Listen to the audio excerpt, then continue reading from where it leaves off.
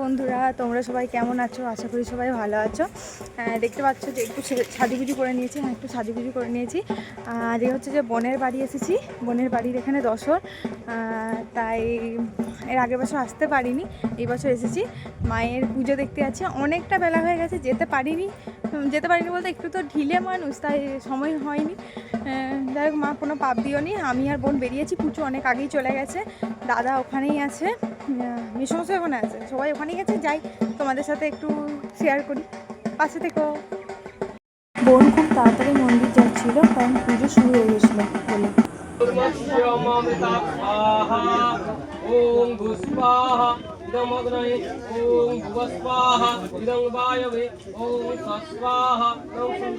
বাদে আবার তোমাদের কাছে চলে এলাম। আসলে হচ্ছে যে আজকে তো দশর, মানে বুঝতেই পারছো প্রচুর বৃষ্টি হচ্ছিল।